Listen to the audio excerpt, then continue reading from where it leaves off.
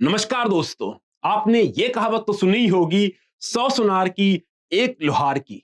दोस्तों, ऐसा क्यों होता है कि कुछ बच्चे मल्टीपल अटेम्प्ट्स देने के बावजूद प्रीलिम्स अनफॉर्चुनेटली एक बार भी क्लियर नहीं कर पाते। वहीं कुछ बच्चे ऐसे भी होते हैं जो मात्र 2 से 3 महीनों की तैयारी में प्रीलिम्स क्लियर कर लेते हैं और केवल एक बार प्रीलिम्स नहीं कर लेते हैं, वो इतनी बार प्रीलिम्स को क्लियर करते हैं कि लोग उनको सीरियर प्रीलिम्स क्लियर का नाम देने लगते हैं। तो दोस्तों, वो ऐसा क्या करते हैं कि लिमिटेड टाइम में उनका जो रिजल्ट है वो मैक्सिमम हो जाता है। और जो बच्चे लगातार अटेम्प्ट दे रहे हैं, वो ऐसी कौन सी गलती कर रहे हैं जिसकी वजह से अनफॉर्चुनेटली उनका रिजल्ट पॉजिटिव नहीं आ पाता है। Apart from the different difficulties that UPSC is throwing, अगर हम यूपीएससी के पीवाईक्यूज को एनालाइज करें तो हम पाते हैं एक चीज जो कॉमन है वो है थीम्स। जी हाँ दोस्तों, वो बच्चे जो कम टाइम में प्रिपेयर करते हैं वो इन थीम्स को बहुत अच्छे से प्रिपेयर करते हैं। अगर हम पीवाईक्यूज की एनालाइज करें तो हम पाएंगे कि चाहे पॉलिटी की बात करें तो प्रियम्बल, फंडामेंटल राइट, डीपीएसपी, इनसे हर साल क्वेश्चन आता है। अगर हम ज्योग्राफी की बात करें तो रिवर्स, ट्रिब्यूटरीज, हिल्स, इनसे हर साल क्वेश्चन आता है। अगर हम साइंस एंड टेक की बात करें तो डिफरेंट स्पेस के initiatives, emerging technologies, vaccine, health, इन पे कुछ कुछ सब टॉपिक्स हैं जिन पे बार बार क्वेश्चन आता है। तो क्या ऐसा है कि हर साल यूपीएससी चाहे 100 क्वेश्चंस आपको देता है, कुछ रैंडम क्वेश्चंस भी देता है, लेकिन काफी number of question, a majority of questions come from some of the themes जो यूपीएससी लास्ट के कई सालों से पूछता आ रहा है। जी हाँ दोस्तों, उन्हीं थीम्स का नाम है हाई आउटपुट थीम्स। उन्हीं थीम्स की वजह से ऐसा होता है कि जो बच्चों के पास समय कम होता है वो 5 तरह की चीजों के चक्कर में नहीं पड़ते हैं। वो इन थीम्स को ही बहुत अच्छे से तैयार करते हैं और अपने स्कोर को मैक्सिमाइज करते हैं। जबकि आमतौर पर जनरली बच्चे क्या करते हैं, जब प्रीलिम्स बार-बार उनका क्लियर नहीं हो रहा होता है, अनफॉर्चुनेटली वो इस ट्रैप में फंस जाते हैं कि सर मैं ये भी पढ़ लेता हूँ, वो भी पढ़ लेता हूँ, और अल्टीमेटली होता ये है कि जो मोस्ट इंपॉर्टेंट पार्ट है वही उनका सबसे वीक रह जाता है। भाई ऑब्वियसली ना, क्योंकि अगर आप इतना ज्यादा कंटेंट पढ़ेंगे तो सबको इतना इफेक्टिवली रिवाइज तो कर नहीं पाएंगे कि चाहे यूपीएससी का पैटर्न कोई भी हो, यूपीएससी क्वेश्चन पूछने का तरीका कोई भी हो, आप उस क्वेश्चन को आंसर कर देंगे। ये तो पॉसिबल होगा नहीं, क्योंकि हमने 50 चीजें पढ़ी हैं। रादर देन अपनी एनर्जी को कंसोलिडेट करके जो मोस्ट इंपॉर्टेंट थीम्स है उनको अच्छे से आत्मसात किया है।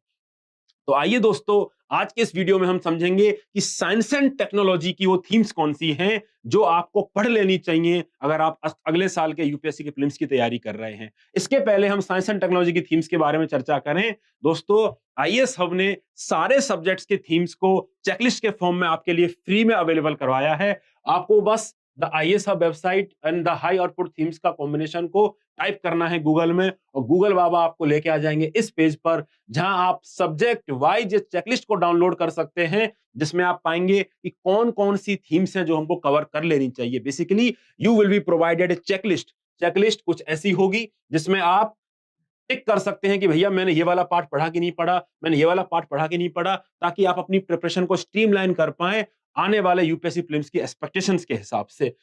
तो आइए समझते हैं साइंस एंड टेक्नोलॉजी में वो कौन सी थीम्स हैं जो ज्यादा इंपॉर्टेंट हैं।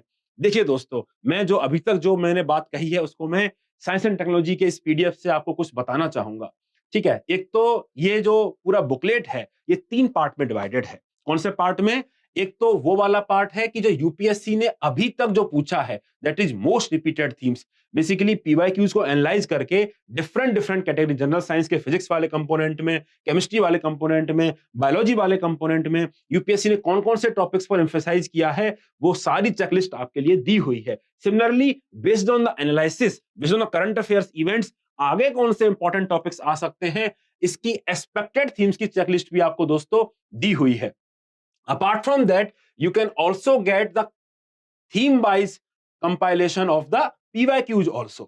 ठीक है, तो आइए दोस्तों इसी चीज को और थोड़ा गहराई से समझने का प्रयास करते हैं। देखिए, तो जब बच्चे तैयारी करते हैं, अब आपने बायोलॉजी के चलो एग्जांपल से हम समझते हैं।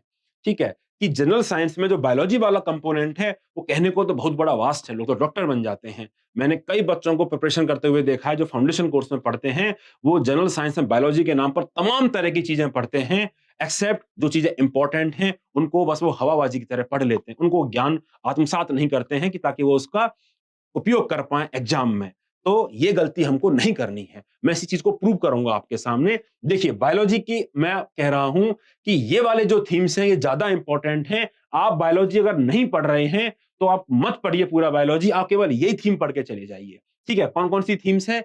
Diversity in the living organism with respect to for example bacteria, fungi, virus etcetera, इनके बीच में क्या डिफरेंसेस हैं, इनके इनके बारे में जो खास बात क्या है, वो हमको इस टॉपिक में पढ़ लेना चाहिए। सिमिलरली प्लांट फिजियोलॉजी में फोटोसिंथेसिस के बारे में, कैसे वो प्रोपेगेट होते हैं etcetera. Similarly beneficial animals, insects, microbes कौन से हैं जो इकोसिस्टम में या ह्यूमंस को बेनिफिट करते हैं। ठीक है, vitamin, enzymes, blood group, cell, ये मैं कह रहा हूं, ये गिनती के जो 6-7 टॉपिक हैं ये आप पहले पढ़ लीजिए, बाकी बात बाद में। आप ऐसा नहीं होना चाहिए ना 50 चीजें पढ़ ली और यही चीजों पे फोकस नहीं करा, क्योंकि एग्जाम में इन चीजों पे क्वेश्चन आने की प्रोबेबिलिटी बहुत ज्यादा है। तो जब हम ये थीम्स पढ़ लेंगे तो आइए यूपीएससी के प्रीवियस ईयर क्वेश्चंस में देखते हैं। लेट अस से हम बैक्टीरिया, फंगा या वायरस की बात करें, आइए देखते हैं इसी पे क्वेश्चन कितनी बार आया है। इनका एप्लीकेशन ही है कि माइक्रोब्स का जो बेनिफिशियल है उनकी लिस्टिंग भी हमको पता होनी चाहिए। तो ये देखिए probiotics, probiotics are basically microbes which are useful, which are beneficial for humans. आपने देखा होगा मदर डेयरी का भी प्रोबायोटिक्स का एक दही आता है, ठीक है, जिसमें ज्यादा माइक्रोब्स होते हैं जो काफी फायदे की चीज होती है। ठीक है, सिमिलरली अनदर क्वेश्चन हमने देखा बैक्टीरिया, फंगाई और वायरस के ऊपर यूपीएससी ने पूछा है। सिमिलरली दूसरा क्वेश्चन था। तीसरा question another bacteria, fungi, virus पे, चौथा क्वेश्चन। ठीक है, देन हम देखें ये अनदर आई थिंक पांचवा क्वेश्चन है कि जिसमें यूपीएससी ने अल्फा टॉक्सिन्स के बारे में पूछा कि वो किससे होते हैं। ठीक है, जैसे सिक्स्थ क्वेश्चन जिसमें वायरस के ऊपर ही पूछा है कि वायरस के इंपॉर्टेंट इंफॉर्मेशन के बारे में पूछा है कि उनके बारे में, कैरेक्टरिस्टिक के बारे में।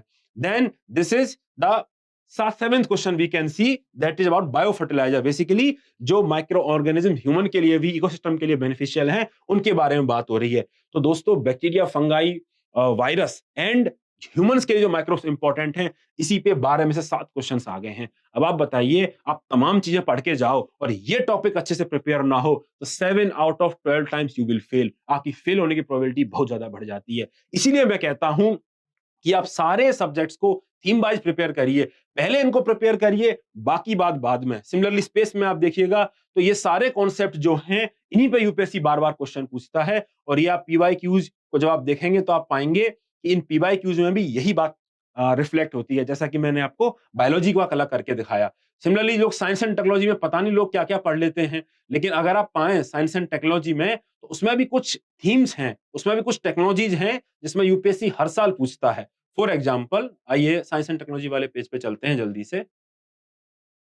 देखिए दोस्तों, साइंस एंड टेक्नोलॉजी में भी यूपीएससी ने कुछ थीम्स को ज्यादा प्रायोरिटाइज किया है, और ऐसा नहीं है कोई भी रैंडम टेक्नोलॉजी यूपीएससी पूछ रहा है। ये सारी टेक्नोलॉजीज को हम जानते हैं इंपॉर्टेंट हैं, लेकिन हम क्या नहीं जानते हैं कि हम 50 और टेक्नोलॉजी भी तैयार करते हैं, जिसकी वजह से इन पे फोकस रह जाता है। अगर आप देखें इंफॉर्मेशन कम्युनिकेशन टेक्नोलॉजी में यूपीएससी ने ऑलमोस्ट सारे इंपॉर्टेंट कॉन्सेप्ट पूछे हुए हैं, चाहे ब्लूटूथ और वाईफाई के डिफरेंस की बात कर लीजिए, चाहे विजिबल लाइन ऑफ कम्युनिकेशन की बात कर लीजिए, चाहे लाईफाई की बात कर लीजिए, चाहे नियर फील्ड कम्युनिकेशन की बात कर लीजिए, चाहे वोल्टे और जो उसका होता है 4G होता है उसमें डिफरेंस की बात कर लीजिए। सिमिलरली आरएफआईडी की बात कर लीजिए, वीपीएन की बात कर लीजिए, वेब 3.0 की बात कर लीजिए। तो दोस्तों आईसीटी में जो इंपॉर्टेंट टर्म्स हैं, ऑलमोस्ट सारे इंपॉर्टेंट टर्म्स पे यूपीएससी ने क्वेश्चंस पूछ रखे हैं। तो अब अगली बार मुझे यूपीएससी के लिए प्रिपेयर करना हुआ प्रीलिम्स के लिए, तो मैं इन थीम्स को पहले तैयार करूंगा।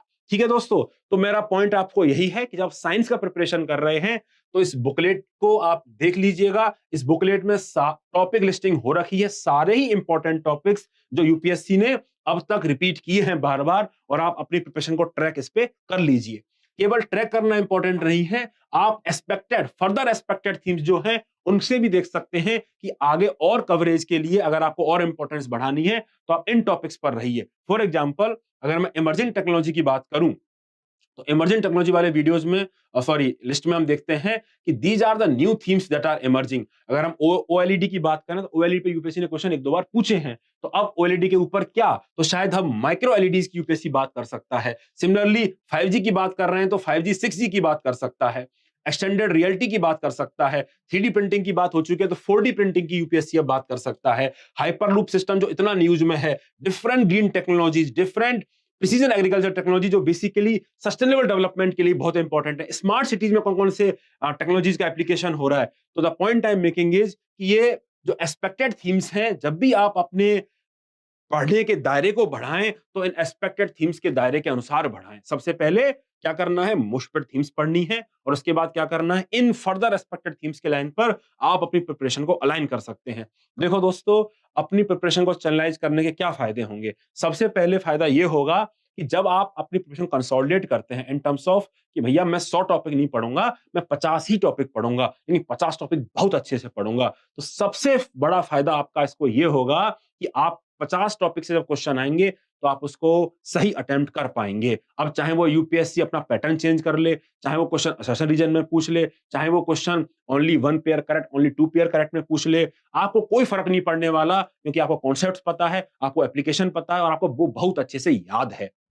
सेकंड इंपॉर्टेंट बात, जब आप एनर्जी केवल 50 में ही लगाओगे तो आपके लिए रिवीजन आसान हो जाएगा। आप 100 चीजों का रिवीजन उतनी एफिशिएंसी से नहीं कर सकते जितना 50 चीजों का कर सकते हैं, तो आपका रिवीजन फायदा होगा। थर्ड इंपॉर्टेंट पार्ट, आप जब अपने प्रीलिम्स में अटेम्प्ट करते हैं तो आप बेसिकली जब नंबर ऑफ अटेम्प्ट्स अपने बढ़ाते हैं, तो जब आपका बेस बहुत क्लियर होता है, लेट अस से 100 क्वेश्चन में से 50 क्वेश्चन आपको बहुत अच्छे से आते हैं, अब आप रिस्क लेने की पोजीशन में ज्यादा अच्छे बैठे हुए हैं, क्योंकि अब आपको 20-30 क्वेश्चंस में और रिस्क लेना है। और वही बात अगर ये होती कि आपको 100 क्वेश्चंस में कंफर्म जो क्वेश्चन है वो 15-20 ही हैं, दोस्तों आप मान के चलिए कि आपका रिस्क कितना ज्यादा है, आपको 50-60 क्वेश्चन का आप रिस्क लेना पड़ेगा। सो आपका रिस्क भी मिनिमाइज होता है और आपके अंदर जो रिस्क लेने का, जो आई शुड से कि कितने क्वेश्चंस में रिस्क लेना है, उसकी जरूरत भी कम होती चली जाएगी। तो दोस्तों मैं आपसे यही कहूंगा कि आप इन थीम्स को पहले प्रायोरिटाइज करिए, पहले ये है, बाकी सब बाद में है। ठीक है, आई होप आपको ये वीडियो पसंद आया होगा। आप कमेंट सेक्शन में हमें जरूर बताइए कि प्रीलिम्स में और क्या परेशानी आपको महसूस हो रही है। मिलते हैं अगले वीडियो में जल्दी ही, जो आपको प्रीलिम्स के रास्ते पर लेके चलेंगे साथ में। Bye bye, take care.